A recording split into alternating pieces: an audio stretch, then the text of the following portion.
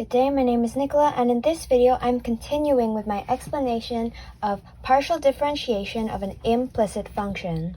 So in the last video, we were given this example of the function ln, open bracket, x cubed plus y squared, close bracket, is equal to 2 tan inverse, open bracket, y over x, close bracket.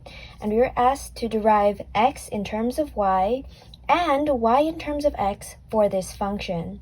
So in the previous video, I'd already explained that in order to derive x in terms of y or to derive y in terms of x, we need to first derive the function in terms of y, f in terms of y, and we need to derive f in terms of x. And that is what was done in the previous video.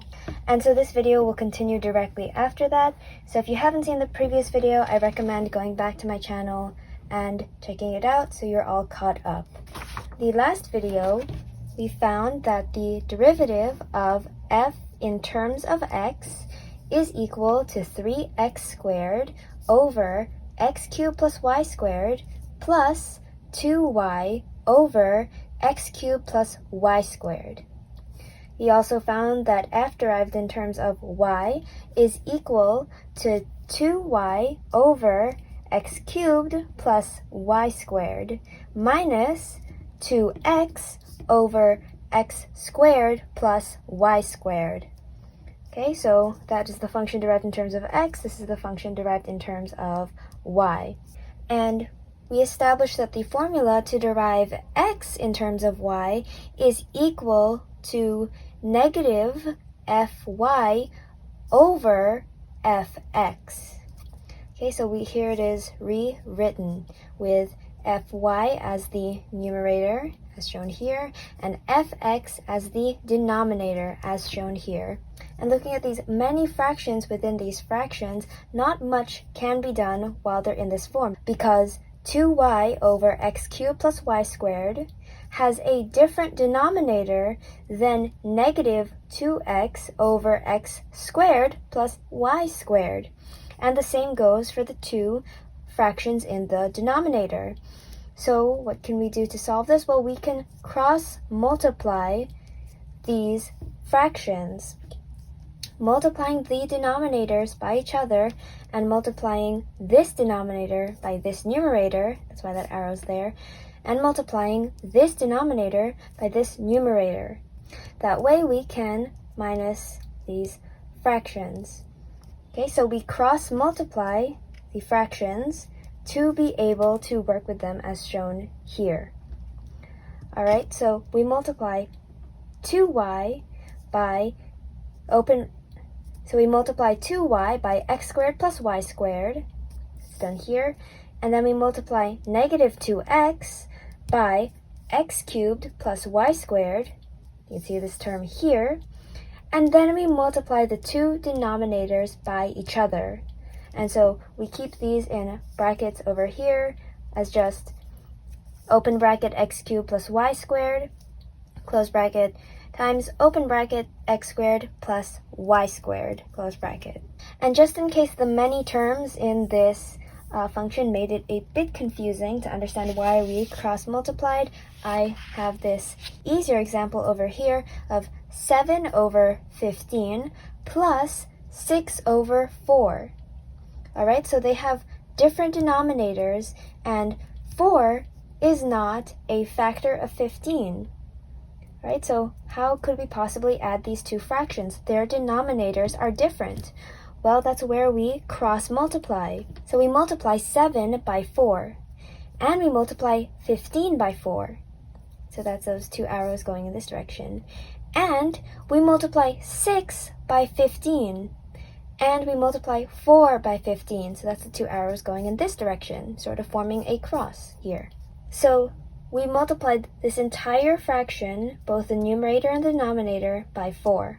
That gave us 7 times 4 over 15 times 4.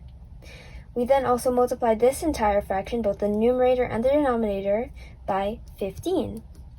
That gave us 6 times 15 over 4 times 15. And notice how these two denominators are now the same value. 15 times 4 is equal to 4 times 15. Because these denominators are the same, their numerators can be added, and they can be written as a single fraction with just an addition symbol between them, which is shown over here. Because the denominators are equal, so we can add 7 times 4 by 6 times 15, and that's written over here.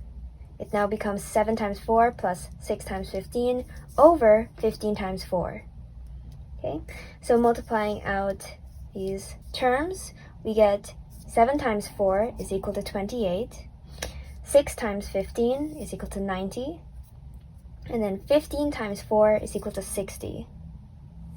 So it becomes 28 plus 90 over 60, and then we add 28 and 90. Gives us 118 over 60, and we can simplify by dividing this fraction by 2. It gives our final answer of 59 over 30.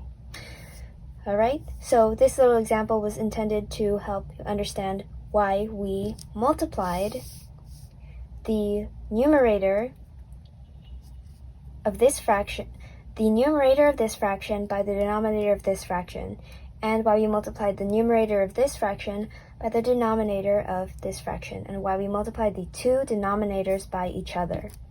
It uses the same method used in this simpler example to be able to calculate the terms in the numerator. Okay, so continuing with our function over here, so that is the numerator cross multiplied, and we can do the same for the denominator.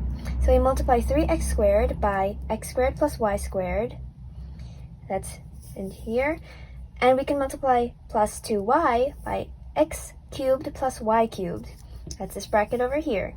And then we multiply x cubed plus y squared by x squared plus y squared. Okay, so those are these two brackets here. And notice how these two denominators are the same as these two denominators. And so when we multiply them together, these two brackets are the same as these two brackets. And these two brackets are in the numerator, these are in the denominator. So they can be canceled out. Removed from the fraction, which leaves us with this as the numerator, this as the denominator. And so rewriting that, we get minus 2y times x squared plus y squared in brackets minus 2x times x cubed and y squared in brackets, divided by 3x squared times x squared plus y squared in brackets plus 2y times x cubed plus y squared in brackets.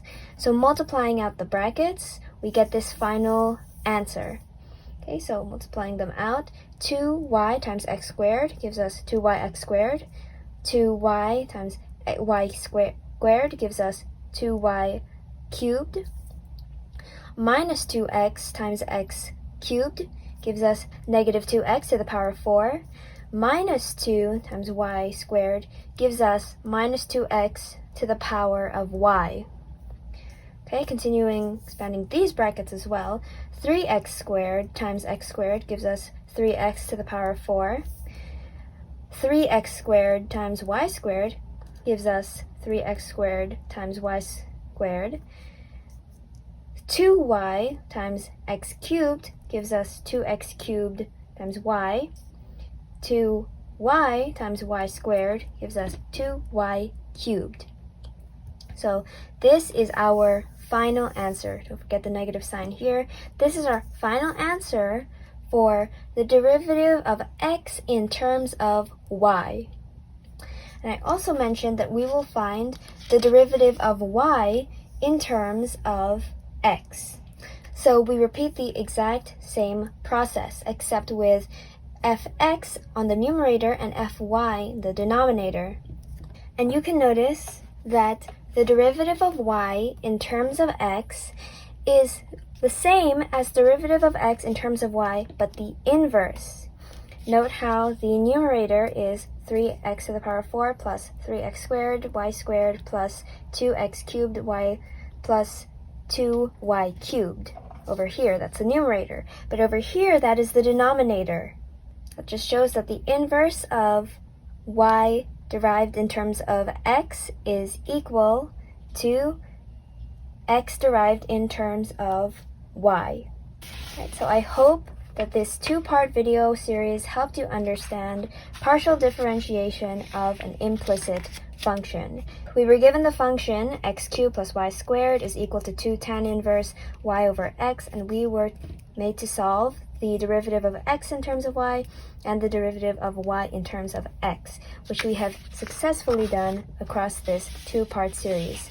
We also realized that the derivative of y in terms of x is the inverse of the derivative of x in terms of y, as seen here. So I hope this video helped you understand partial differentiation of implicit functions. If it helped, please consider giving it a like and subscribing to my channel for more explanations of calculus concepts.